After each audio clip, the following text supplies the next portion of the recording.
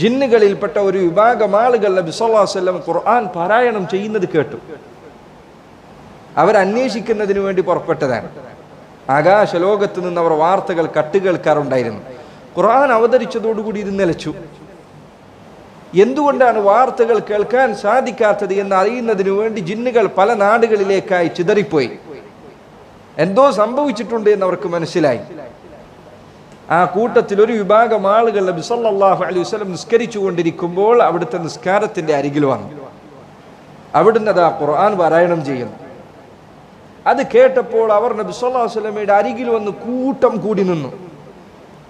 ഇസ്തമഅ നഫറും മിനൽ ജിൻ, ജിന്നുകളിൽപ്പെട്ട ഒരു വിഭാഗം ആളുകൾ അവർ ശ്രദ്ധിച്ചു കേട്ടു.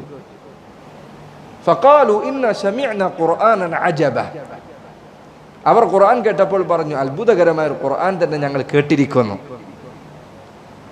ഇന്ന സമിഅന ഖുർആനൻ അജബ യഹ്ദി ഇല റുഷ്ദ്, അവർ ബുദ്ധിയുള്ളവരായിരുന്നു. അവർക്ക് മനസ്സിലായി യഹ്ദി ഇല റുഷ്ദ്, ഇത് സന്മാർഗത്തിലേക്കാണ് നയിക്കുന്നത്.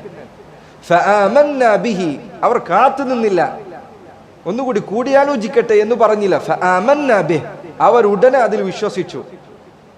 ഉടനെ അവർ വിശ്വസിച്ചു എന്ന് മാത്രമല്ല, ഖുർആൻ പഠിപ്പിക്കുന്ന ഒന്നാമത്തെ ആദർശം എന്താണെന്ന് അവർക്ക് മനസ്സിലായി. അതുകൊണ്ട് അവർ പറഞ്ഞു, വലൻ നുശ്രിക ബിറബ്ബിന അഹദ, ഞങ്ങൾ ഒരിക്കലും ഞങ്ങളുടെ റബ്ബിൽ ഇനി പങ്കു ചേർക്കുകയില്ല. നോക്കൂ നിങ്ങൾ, ഖുർആൻ കേട്ടപ്പോൾ ഉടനെ അവർക്ക് മനസ്സിലായി ശിർക്കാണ് ഏറ്റവും ഗുരുതരമായ തെറ്റ്.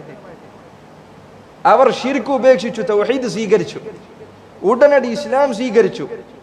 എന്നിട്ട് അവരുടെ നാട്ടിലേക്ക് പോയി അവരെ, നാട്ടുകാരെ, തങ്ങളുടെ ഒപ്പമുള്ള ജിന്നുകളെ അവർ ഈ മാർഗത്തിലേക്ക് ക്ഷണിച്ചു.